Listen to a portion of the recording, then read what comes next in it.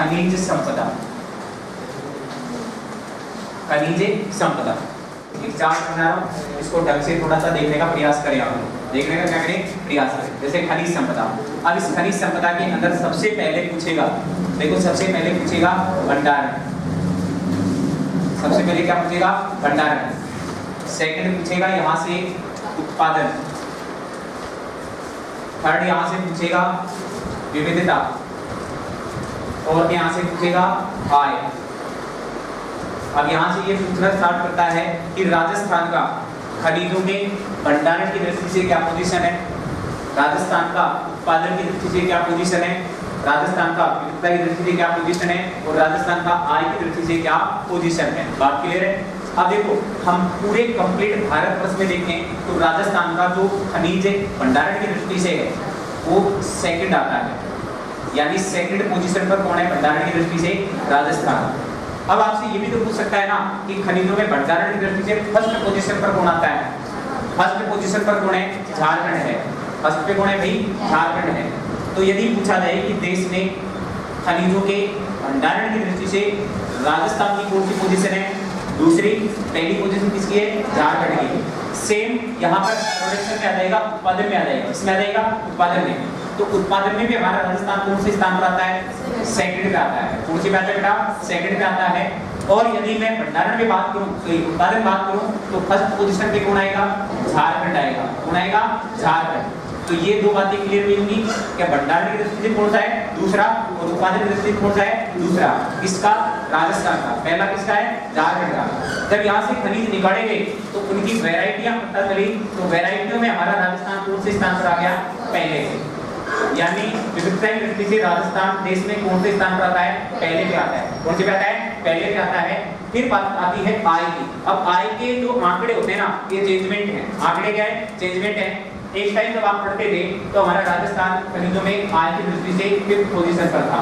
कौन सी पे था, 5th पे। फिर 5th के बाद हम चले गए 8th पे। किस पे चले गए, 8th पे।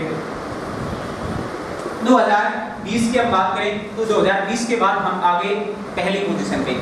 यहाँ पर एक थोड़ा सा जो हल्का सा बहुत ज्यादा परिवर्तन हुआ है, और हम आय की दृष्टि से वर्तमान में कौन सी पोजीशन पर स्टैंड है, पहली पे। तो ये थोड़ा सा आंकड़ा आपको अलग ध्यान रखना है, और ये आंकड़ा कब से है, 2020 से। कब से बेटा, 2020 से। तो यदि पूछता है कि राजस्थान का भंडारण की दृष्टि से कौन सा स्थान है, दूसरा। पहला कौन है, झारखंड। उत्पादन में दूसरा, पहले पे कौन है, झारखंड। विविधता की दृष्टि से कौन सा है, पहला। आय की दृष्टि से पहले कौन सा था, 5वां, उसके बाद 8वां, और वर्तमान में पहला। वर्तमान में कौन सा है, पहला। तो ये 4 बातें क्लियर होंगी। यानी 2 में हम कौन सी पोजीशन पर हैं, पहली पर। यानी विविधता और आय में हमारा कौन सा है, पहला है। विविधता और आय में कौन सा है, पहला है।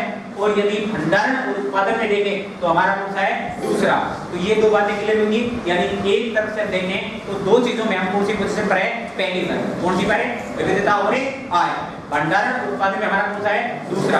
भंडारण उत्पादन में पहला कौन है, झारखंड है। पहला कौन सा है, झारखंड है। एक बार इसको नोट कीजिएगा। भंडारण में सेकंड, फर्स्ट झारखंड। उत्पादन में सेकंड राजस्थान, फर्स्ट झारखंड। विविधता में फर्स्ट राजस्थान, आय में राजस्थान फर्स्ट। 2020 से पहले 8वां, उससे पहले 5वां। ध्यान रहेगा। और 3-4 एक जगह लिखा, उसमें कंफ्यूजन पैदा मत कर लेना। बात क्लियर है, कोई दिक्कत नहीं, पक्का चलेगा। ध्यान देना। अब अगली बात समझने का प्रयास करना। ये यहाँ से क्या कह रहा है, थोड़ा सा ध्यान देने की बात है। जैसे अपन ने देखा कि हमारा राजस्थान विविधता में कौन से स्थान पर है, पहले है। वो ये पूछेगा कि हमारे राजस्थान में कितने प्रकार के खनिज निकलते हैं। देखो टोटल प्रकार की अगर बात करते हैं तो 81 टाइप है। टोटल प्रकार खनिजों के कितने हैं, 81। यानी राजस्थान में कितने प्रकार के खनिज निकलते हैं, 81 प्रकार के खनिज निकलते हैं। अब इसमें से भी कंफ्यूजन पैदा करने के लिए कई बार पूछ लेता है कि राजस्थान में वर्तमान में कितने प्रकार के खनिजों का दोहन हो रहा है। तो दोहन की बात करें तो 57 टाइप के खनिज ऐसे हैं जिनका वर्तमान में क्या किया जा रहा है, दोहन किया जा रहा है। क्या किया जा रहा है, दोहन। तो यहाँ ध्यान देना, राजस्थान के अंदर जो है टोटल कितने प्रकार के खनिज हैं, 81 प्रकार के। अब देखो इससे पहले का अगर आप आंकड़ा देखने जाओगे तो इससे पहले राजस्थान के अंदर 79 प्रकार के खनिज निकलते थे। इससे पहले की अगर आप बात करते हो तो राजस्थान के अंदर 67 प्रकार के खनिज निकलते थे। लेकिन आंकड़े क्या होते हैं, चेंजेबल होते हैं। तो यहाँ से ध्यान देना वर्तमान में कितने प्रकार के खनिज निकल रहे हैं, 81 प्रकार के। उसमें से दोहन कितने प्रकार के खनिजों का हो रहा है, 57 प्रकार के खनिजों का हो रहा है। अब यहाँ से बात करें कि राजस्थान जो खनिज उत्पादित करता है वो यदि भारतवर्ष के हिसाब से देखें तो क्या मामला है। तो देखो भारत के अंदर आंकड़ा जब आप देखेंगे तो ये 100% का आएगा, यानी भारत जैसे 100% खनिज उत्पादन कर रहा है, उसमें हमारे राजस्थान का कितना योगदान है, यानी देश के कुल खनिज उत्पादन में राजस्थान का कितना योगदान है। तो राजस्थान का जो योगदान है वो है 22%। कितना योगदान है भाई, 22%। यानी राजस्थान देश के कुल खनिज उत्पादन का कितना परसेंट उत्पादित करता है, 22% करता है। कितना करता है, 22%। तो पूछ लिया जाए कि राजस्थान देश के कुल खनिज उत्पादन का कितना परसेंट उत्पादित करता है, 22% करता है। कितना करता है, 22%। फिर यहाँ से जानने योग्य बात है कि ये 22% कर रहा है। अब इसमें भी क्या है कि ये दो प्रकार के हैं, एक तो नॉन मेटल और एक मेटल, यानी एक तो धात्विक और एक अधात्विक, धात्विक और एक अधात्विक। बात क्लियर है। यदि मैं धात्विक की बात करता हूँ तो धात्विक खनिज निकलते हैं 15%। कितने निकलते हैं, 15%। और यदि अधात्विक की बात करूँ तो ये निकलते हैं 25%। कितना निकलते हैं, 25%। आप ध्यान देना, यहाँ से और एक फैक्ट निकल के आता है जो इम्पोर्टेंट है, समझने योग्य है। हमारा टोटल भंडारण में कौन सा स्थान है, दूसरा। कौन सा है, दूसरा। कितना परसेंट उत्पादित कर रहे हैं, 22%। कितना कर रहे हैं, 22%। तो टोटल प्रोडक्शन में कितना है, दूसरा। टोटल प्रोडक्शन में कौन सा है, दूसरा। इसमें से पूछा जाए कल धात्विक कितने परसेंट निकल रहे हैं, 15%। धात्विक खनिजों के उत्पादन में राजस्थान का कौन सा, दूसरा। धात्विक में कौन सा है, दूसरा। अधात्विक कितना निकल रहे हैं, 25%। इसमें कौन सा है, इसमें है पहला। इसमें कौन सा है, पहला। तो ध्यान देने योग्य बात है, राजस्थान का खनिजों के उत्पादन की दृष्टि से कौन सा स्थान है, दूसरा। धात्विक खनिजों में कौन सा है, दूसरा। लेकिन अधात्विक में कौन सा है, पहला। तो यदि पूछ लिया जाए कि कुल खनिजों के उत्पादन में दूसरा, धात्विक में दूसरा, अधात्विक में पहला, अधात्विक में पहला, धात्विक और अधात्विक दोनों यानी कंप्लीट मिला के कितना परसेंट निकलता है, 22%। धात्विक कितना है, 15%। अधात्विक कितना है, 25%। इसमें दूसरा, इसमें दूसरा, इसमें पहला। बात क्लियर है क्या, कोई दिक्कत नहीं, पक्का। तो लिखो बेटा स्टार बनाइए, लिखना राजस्थान में कुल 81 प्रकार के खनिज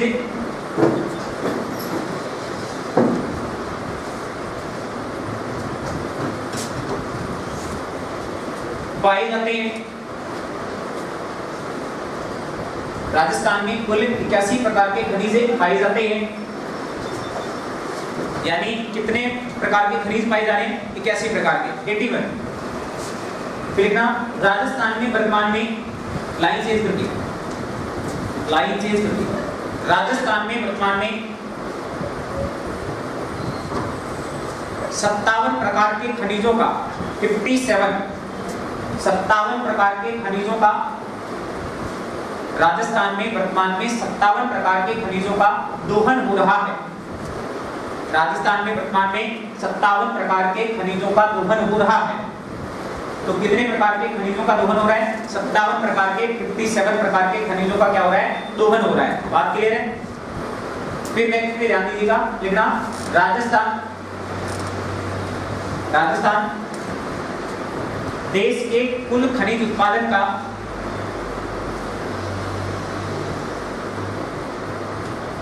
देश के कुल खनिज उत्पादन का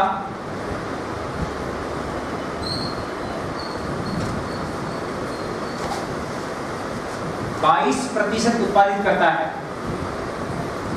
22% उत्पादित करता है, 22% या परसेंट, ठीक है।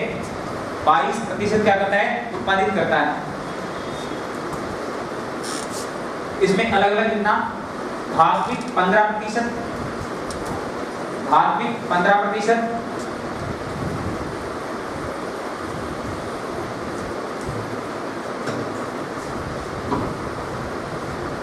अधात्विक 25%। धात्विक में हमारी कौन सी पोजीशन है, सेकंड, परंतु अधात्विक में कौन सी है, फर्स्ट है। अधात्विक में कौन सी है, फर्स्ट है।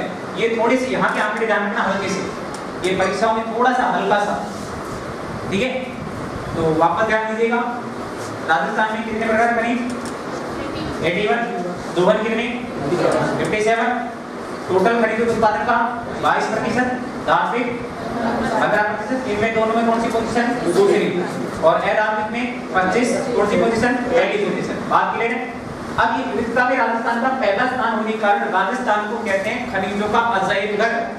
राजस्थान में खनिजों का राजस्थान को खनिजों क्या कहेंगे? अजायब घर कहेंगे। क्या कहेंगे? अजायब घर। तो लिखो बेटा, राजस्थान को खनिजों का अजायब घर या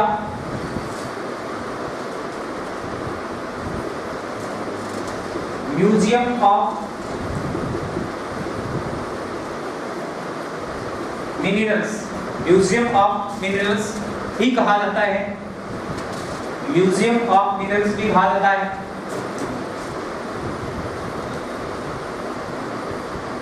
म्यूजियम ऑफ मिनरल्स भी कहा जाता है।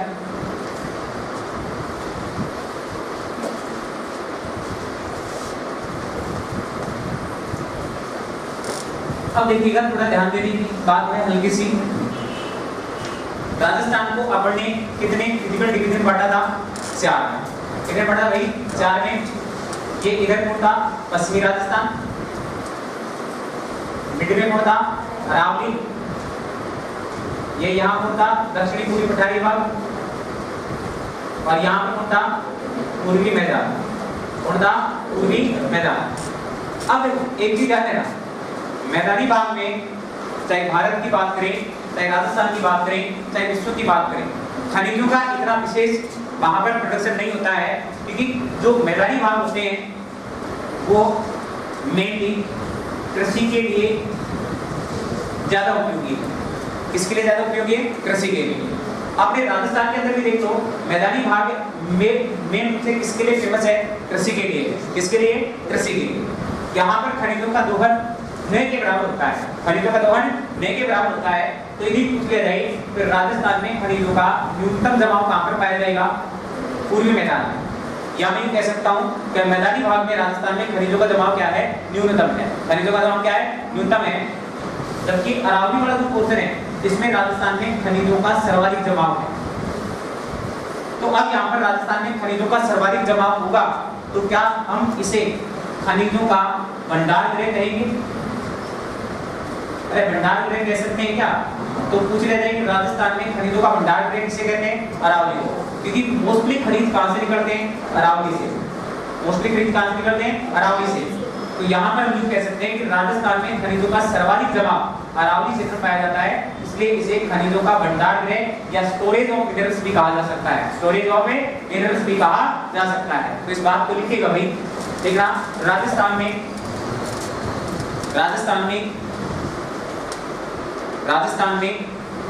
खनिजों का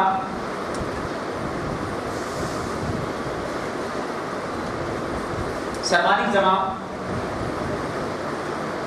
राजस्थान में खनिजों का सर्वाधिक जमाव अरावली क्षेत्र में है। राजस्थान में खनिजों का सर्वाधिक जमाव अरावली क्षेत्र में है। इसलिए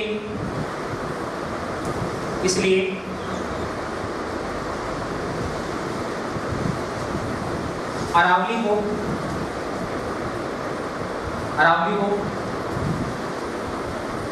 खनिजों का भंडार गृह, अरावली को खनिजों का भंडार गृह या स्टोरेज ऑफ मिनरल्स, भंडार गृह या स्टोरेज ऑफ मिनरल्स भी कहा जाता है।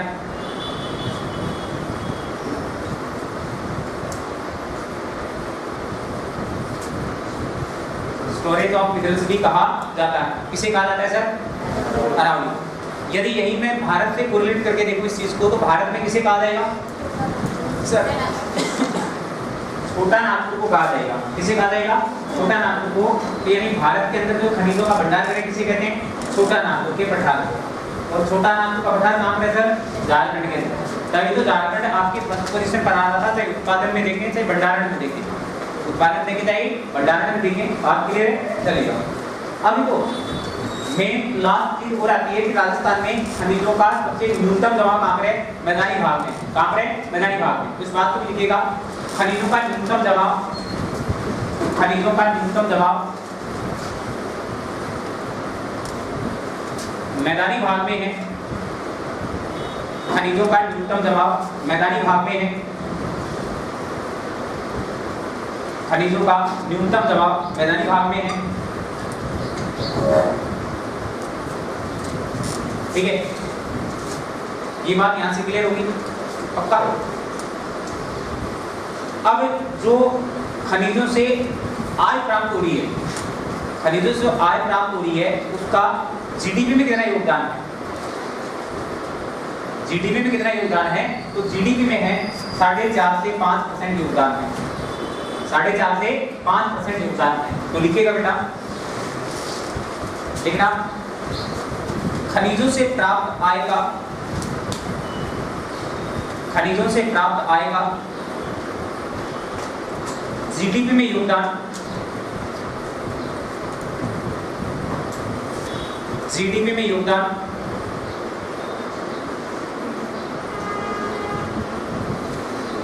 जीडीपी में योगदान, ठीक है।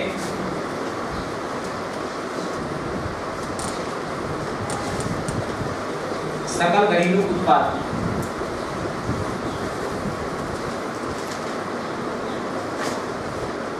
ग्रॉस डोमेस्टिक प्रोडक्ट, सकल घरेलू उत्पाद, जीडीपी में योगदान 4.5 से 5%, 4.5 से 5%। बात क्लियर है?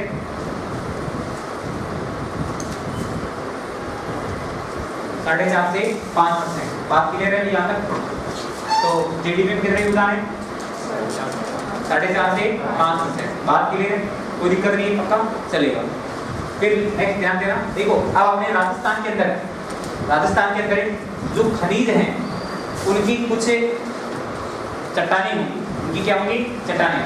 तो लिखिएगा राजस्थान में प्रमुख खनिज चट्टान, राजस्थान में प्रमुख खनिज चट्टान। अब इनको एक बार समझ लीजिएगा थोड़ा सा ध्यान से, ठीक है। ये अपना पश्चिमी राजस्थान है, मिड में कौन है? रावली है, और इधर ये कौन है? त्रिपुर शहर भाग है, और ये मैदानी भाग है। ये पश्चिमी राजस्थान है, ये रावली है, ये मैदान है, और ये रजनीपुर पठारी भाग है। अभी आपके मास्टर ने एक बात अच्छे से क्लियर की थी कि ये जो आपके मैदानी भाग है इसमें खनिजों का इतना महत्वपूर्ण योगदान नहीं है, इसका किसमें ज्यादा योगदान है? एग्रीकल्चर में, कृषि में है। किसमें है? कृषि में। तो यहाँ तो कोई खनिज चट्टान पढ़ने का कहीं कोई प्रश्न ही नहीं उठता, यहाँ तो कोई खनिज चट्टान पढ़ने का प्रश्न ही नहीं उठता। यहाँ से खनिज चट्टानें देखो 3 प्रकार की अपने राजस्थान के अंदर। कितने प्रकार की? 3 प्रकार की। पहली है अवसादी, पहली कौन सी है? अवसादी। अब आपने देखा होगा कि अवसादी जो चट्टानें होती है ना, वो आपके मूल रूप से सेकेंडरी चट्टानें होती हैं, यानी सेकेंडरी रूप से इनको बोला जाता है। तो ये जो है ना आपके अवसादी चट्टानें, ये आपके मेन रूप से यहाँ पर जीवाश्म व वनस्पति के दबने से क्या हुई है? क्रिएट हुई है। वनस्पति और जीवाश्म के दबने से क्या हुई है? क्रिएट हुई है। अब क्या था कि यहाँ पर आपके ये जीवाश्म वनस्पति पाए गए। अब किसी कारणवश ये जीवाश्म और वनस्पति आखिरी भाग में क्या हो गए? दब गए। अब ताप और दाब के कारण, देखो मैं एक चीज पहले भी आपसे क्लियर कर चुका हूँ कि जैसे प्रारंभिक अवस्था में चट्टानें होती है ना, उनको कहते हैं आग्नेय चट्टानें। क्या कहते हैं? आग्नेय। जब ये आग्नेय चट्टानें किसी अन्यत्र दूसरे स्थान पर जाकर डिपोजिट हो जाती हैं, या फिर जहाँ इस मूल भाग से टूटकर कहीं डिपोजिट हो जाती हैं, तो ये परत दर परत क्या होती है? डिपोजिट होती है। परत दर परत क्या होती है? डिपोजिट होती हैं। और इन चट्टानों के अंदर आग्नेय के बाद में जो अवसादी आती है, इन चट्टानों के अंदर जीवाश्म पाए जाएंगे। जीवाश्म क्या है? पाए जाएंगे। देखो अभी आपने सब सुना क्या? जीवाश्म, जीवाश्म। अब क्या हुआ कि धीरे धीरे ये वनस्पति यानी जो लकड़ी वाला भाग था, ये पृथ्वी के आंतरिक सतह में क्या हो गया? दब गया। और ताप और दाब के कारण इनकी अवस्था में क्या हुआ? परिवर्तन हुआ। और ताप और दाब के कारण ये बदल गया किसमें? कोयले में। किस बदल गया? कोयले में। अब ये जो कोयला है, ये किस प्रकार की चट्टानों का उदाहरण है? अवसादी का। अब कोयला अपने मेन रूप से कौन से भाग में पाया जाता है? जरा याद कीजिएगा हल्का सा। पश्चिमी राजस्थान में पाया जाता है। कहाँ पर पाया जाता है? पश्चिमी राजस्थान। यानी कोयले के जो सर्वाधिक भंडारण है वो पश्चिमी राजस्थान में। कहां पर है? पश्चिमी राजस्थान में। तो एक तो कारण ये हो गया कि पश्चिमी राजस्थान में जो चट्टानें पाई जाएंगी लगभग अवसादीकरण की पाई जाएंगी। कैसी पाई जाएंगी? लगभग अवसादीकरण की चट्टानें पाई जाएंगी। फिर जीवाश्म जो था ना ये बदल गया किसमें? पेट्रोलियम उत्पाद में। किसमें बदल गया? पेट्रोलियम में। अब क्या पेट्रोलियम के भंडारण में लगभग आपको पश्चिमी राजस्थान में देखने को मिलते हैं क्या? अरे पेट्रोलियम के भंडारण लगभग कहां पर है? पश्चिमी राजस्थान में है। यानी अपने पश्चिमी राजस्थान में पेट्रोलियम का जो है सबसे मेन जो प्रोडक्शन हो रहा है वो आपको ध्यान होना चाहिए जैसलमेर, बाड़मेर, बीकानेर, इन एरियाज में ज्यादा होता है। इन एरियाज में क्या हो रहा है? ज्यादा हो रहा है। और इन्हीं प्रोडक्शन को ध्यान में रखते हुए अपने को ध्यान होना चाहिए कि पश्चिमी राजस्थान के अंदर राज्य की तो पहली और देश की 26वीं रिफाइनरी सेट कर दी गई है। कहां पर? पंचमदरा बाड़मेर में। कहां पर कर दी गई है? पंचमदरा बाड़मेर में। अब वहां पर प्रोडक्शन हो रहा है इसीलिए तो वहां पर रिफाइनरी लगाई है ना। या रिफाइनरी हो सकता है अपने खनिज यहाँ निकल रहे हो और रिफाइनरी कोटा के अंदर लेकर आ जाए, पॉसिबल है क्या? नहीं। जहां पर प्रोडक्शन हो रहा है वहीं पर क्या लगनी चाहिए? रिफाइनरी लगनी चाहिए। तो यहाँ पर एक चीज ध्यान रखनी है कि अवसादीकरण की चट्टानें हैं वो अपने पश्चिमी राजस्थान में देखने को मिलेंगी। तो यदि इनसे पूछा जाए, हमसे पूछा जाए कि अवसादीकरण की चट्टानें राजस्थान में कहां पर पाई जा रही है विशेषकर खनिजों के दृष्टिकोण से, तो कहां पर पाई जाएंगी? पश्चिमी राजस्थान में। तो यदि पूछा जाए कि जो आपके अवसादीकरण की जो खनिज चट्टानें हैं वो कहां पर पाई जा रही है? पश्चिमी राजस्थान में पाई जा रही है। कहां पर पाई जा रही है? पश्चिमी राजस्थान में। फिर सेकंड की मैं बात करता हूं तो यहाँ पर जो चट्टानें पाई जाएंगी अरावली क्षेत्र में वो पाई जाएंगी धारवाड़ क्रम की चट्टानें। अब इन धारवाड़ क्रम की चट्टानों की विशेषता होती है कि इनके अंदर जो भी खनिज निकलते हैं मेन रूप से धात्विक निकलते हैं। कैसे निकलते हैं? धात्विक निकलते हैं। कैसे निकलते हैं? धात्विक। जैसे एग्जाम्पल के लिए देखो, ध्यान देना, इस बड़े एरिया में लगभग आपको ध्यान रखना चाहिए, इस बड़े एरिया में तांबा निकलता है। क्या निकलता है? तांबा, जिसमें मेन रूप से हमारा सिक्कर और झुंझुनू वाला पार्ट तो फेमस है। आपने देखा होगा कि सभ्यताओं के काल से ही सिक्कर के अंदर को तांबा निकल रहा था। सिक्कर के अंदर एक सभ्यता खोजी गई थी, गणेश्वर सभ्यता। गणेश्वर सभ्यता जो नीम का थाना सिक्कर के अंदर खोजी गई थी, उसे तो अपन ने राजस्थान के अंदर ताम्र जंगली सभ्यता का जो है एक एग्जाम्पल बताया था। ताम्र जंगली सभ्यता क्या बताया था? एग्जाम्पल बताया था। और ये तांबा जो है ना सिक्कर तक ही सीमित नहीं था, उसके बाद में इधर उदयपुर तक भी आया था। उदयपुर के अंदर आपने देखा होगा आहड़ सभ्यता थी। कौन सभ्यता थी? आहड़ सभ्यता। आहड़ सभ्यता के अंदर आपको पता है तांबे के औजार मिले थे, इसलिए उसे ताम्र नगरी सभ्यता कह दिया था। आपने क्या कहा था? ताम्र नगरी। तो यहाँ पर ये सभ्यताओं के काल से ही ये चीजें क्या है? चर्चा में है। सभ्यताओं काल से क्या है? चर्चा में है। आपने सभ्यता काल में पता होगा कि प्राचीन काल में सिक्कर जिले के अंदर कोल्लण की पहाड़ी से तांबा निकाला गया था। कोल्लण की पहाड़ी से क्या निकाला गया था? तांबा। वो नीम का थाना सिक्कर वाले एरिया में थी। ठीक है, तो यहाँ से आपको ध्यान रखना है कि इस धारवाड़ क्रम की जो चट्टानें हैं उनमें मेन रूप से आपके धात्विक खनिज मिलेंगे। और अधिकांश जो धात्विक खनिजों का जमाव है वो कौन से पार्ट में है? अरावली वाले पार्ट में है। किसमें है? अरावली वाले पार्ट में। लॉजिकली ध्यान रखना है, टेंशन नहीं लेनी, एक तो याद कैसे करना है। तो यहाँ पर जो मेन रूप से खनिज पाए जाएंगे वो धात्विक, और धात्विक खनिजों का सर्वाधिक जमाव जो है ना वो कौन से क्षेत्र में? अरावली क्षेत्र में है। कौन से में? अरावली क्षेत्र में है। तो हम यहाँ पर ये कह सकते हैं कि इस वाले पार्ट में कैसी क्रम की चट्टानें पाई जाएंगी? धारवाड़ क्रम की। बात समझ में आ गई क्या? तो धारवाड़ क्रम की चट्टानें कहाँ पर पाई जाएंगी? अरावली वाले पोर्शन में। किसमें बताएंगी? अरावली वाले पोर्शन में। और अधिकांश से कैसे खनिज निकलेंगे? धात्विक। कैसे निकलेंगे? धात्विक। बात क्लियर है क्या? तीसरा जो पार्ट आता है वो आता है विंध्यन क्रम की चट्टानें। कौन सा आता है? विंध्यन क्रम की चट्टानें। अब विंध्यन क्रम की जो चट्टानें हैं तो देखो मैदानी भाग में तो मिलने का कोई चांस ही नहीं। मैंने कहा था मैदानी भाग खनिजों के लिए फेमस नहीं है। ये किसके लिए फेमस है? कृषि के लिए है। किसके लिए है? कृषि के लिए। तो यहाँ से मैदानी भाग में तो इनका मिलने का कोई चांस है ही नहीं। अब थोड़ा आगे बढ़ते हैं तो हमें कौन सा भौतिक प्रदेश मिलता है? भाई राजस्थान में गिने चुने 4 भौतिक प्रदेश है। राजस्थान में गिने चुने कितने भौतिक प्रदेश हैं? 4। 2 में आपके मास्टर में सेट कर दिया, एक में कह दिया इसमें कुछ पाया ही नहीं जाता है, तो बाकी बच्चे ऑटोमेटिकली कहां पर आ जाएंगे? दक्षिणी पूर्वी पठारी भाग में। और यहाँ पर जो आपके पठार में पाया गया था उस पठारी भाग को पढ़ने विंध्यन कगार भूमि का नाम दिया था क्या? अब उस विंध्यन कगार भूमि वाले पोर्शन में जब याद करो थोड़ा सा, मैंने आपको भौतिक प्रदेश पढ़ाए थे तो उनमें कुछ खनिज आपको बताए थे। और अधिकांश से जो खनिज बताए थे मैंने पत्थर वाले खनिज बताए थे। कैसे खनिज बताए थे? पत्थर वाले। जैसे पत्थर वाले के अंदर देखो कोटा स्टोन आपको बताया था क्या? अरे कोटा स्टोन बताया था क्या? लाइमस्टोन आपको बताया था क्या? अरे चूना पत्थर आपको बताया था क्या? रेड स्टोन, लाल स्टोन आपको बताया था क्या? सैंड स्टोन, बलुआ पत्थर आपको बताया था क्या? तो ये सभी जो हैं मेन रूप से कैसे खनिज निकल रहे हैं? पत्थर वाले खनिज निकलेंगे। कैसे खनिज निकलेंगे? पत्थर वाले खनिज। तो इन विभिन्न रंग की जो चट्टानें हैं उनमें मेन रूप से कैसे खनिज पाए जाते हैं?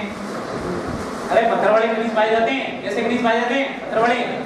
और धारवाड़ में कैसे पाए जाते हैं? धात्विक पाए जाते हैं। कैसे पाए जाते हैं? धात्विक। और इधर अवसादी में कैसे पाए जाते हैं? देखो अब इनको कहा जाएगा ऊर्जा खनिज। क्या कहा जाएगा? ऊर्जा खनिज। क्योंकि ऊर्जा खनिजों में आपके कोयला आता है, पेट्रोलियम आता है, प्राकृतिक गैस आता है, तो अपन ने इसको किसमें शामिल कर लिया? ऊर्जा खनिजों में। तो देखो मेन रूप से ध्यान देना, राजस्थान के अंदर खनिज चट्टानें कितने प्रकार की? तीन बातें। पहली अवसादी, दूसरी धारवाड़, तीसरी विंध्य।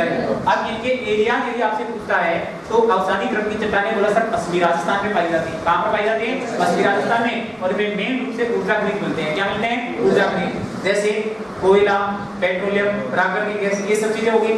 फिर बोला धारवाड़ क्रम की, बोला सर ये अरावली वाले पार्ट में मिलेंगी। कहां पर मिलेंगी? अरावली वाले पार्ट में। और इनमें मेन रूप से कैसे खनिज निकलेंगे? धात्विक खनिज निकलेंगे। कैसे निकलेंगे? धात्विक।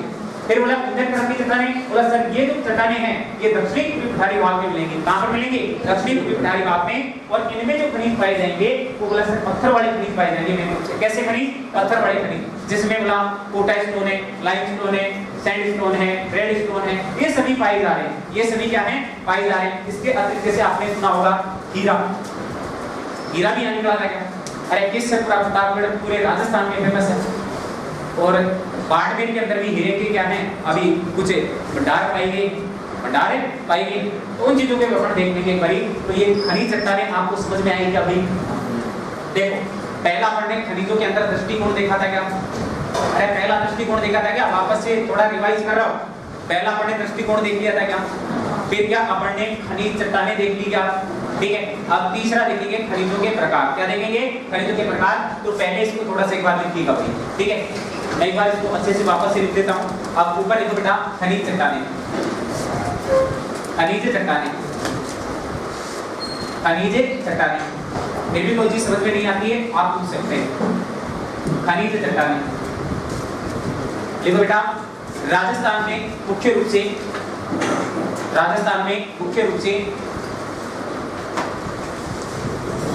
राजस्थान में मुख्य रूप से 3 प्रकार की खनिज चट्टानें हैं। 3 प्रकार की खनिज चट्टानें हैं। अवसादी,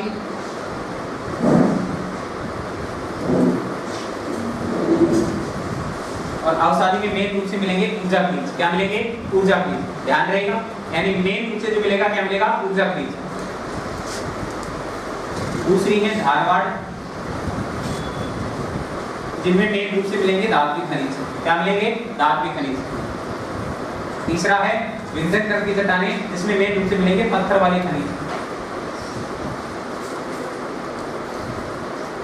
क्या मिलेंगे सर? पत्थर वाले खनिज। बात क्लियर है यहाँ तक? यानी अवसादी उसमें ऊर्जा खनिज, इधर धारवाड़ क्रम जिसमें धात्विक खनिज, इधर विंध्य क्रम की चट्टानें जिनमें मिलेंगे पत्थर वाले खनिज। और एक बार इनको मानचित्र में भी आप अप्लाई कर सकते हैं, ठीक है। बाकी इससे ज्यादा इसमें माइंड लगाने की आवश्यकता नहीं, क्योंकि इससे ज्यादा पूछता भी नहीं। और फिर पूछेगा तो आपको नहीं तो किसी की बात को नहीं आएगा। ये गारंटी में दे रहा हूँ, इतना पढ़ जाना आपको बस खाली।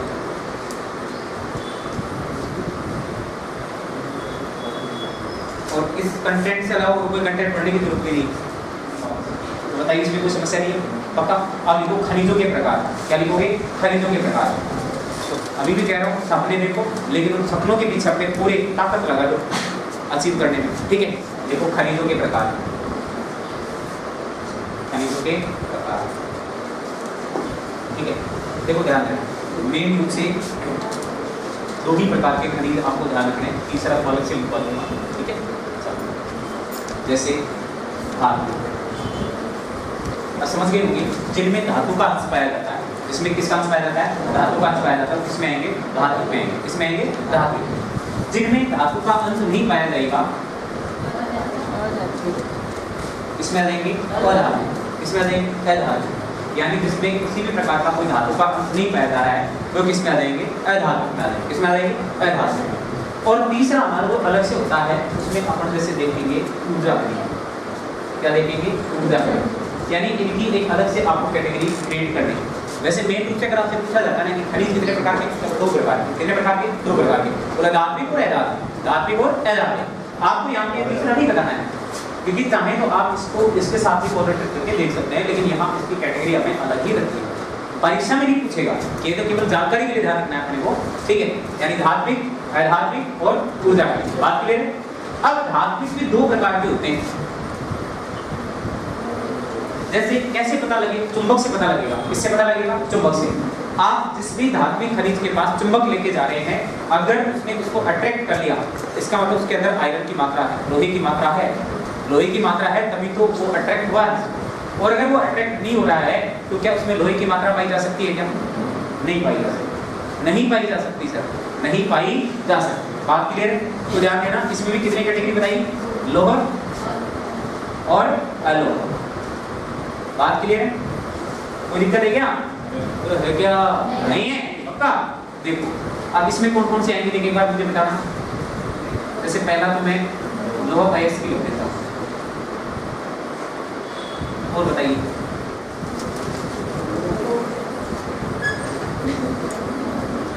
ठीक है,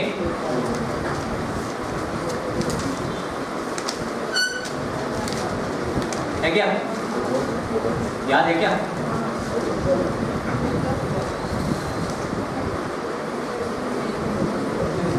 है क्या? है क्या? आ रहा है धीरे धीरे ना।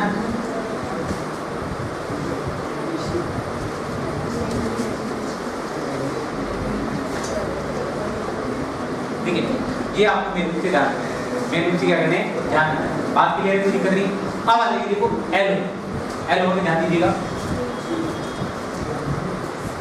सोना, चांदी, सीसा, दस्ता।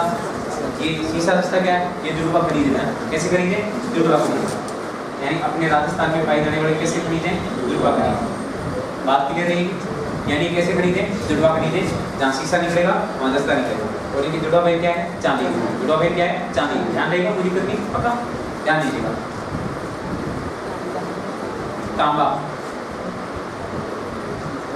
टिन, आधे को ध्यान देना, टिन को इधर मत ले आना, टिन को इधर मत ले आना, टिन को इधर नहीं लाना, टिन को इधर नहीं लाना। बात क्लियर है?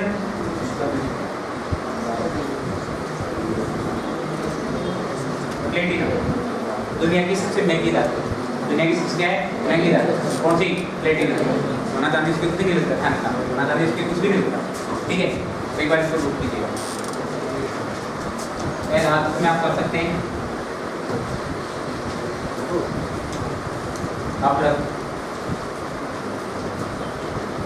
माइका, जिप्सम, जिप्सम को अपन कहेंगे हलसौन। इसके अलावा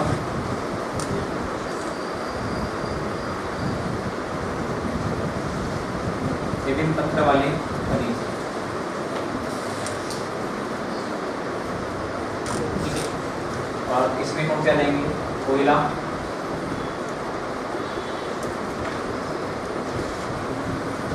पेट्रोलियम,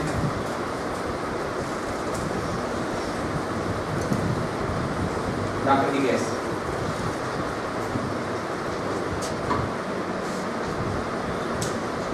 कोयला, पेट्रोलियम और प्राकृतिक गैस। एक बार नोट कीजिएगा।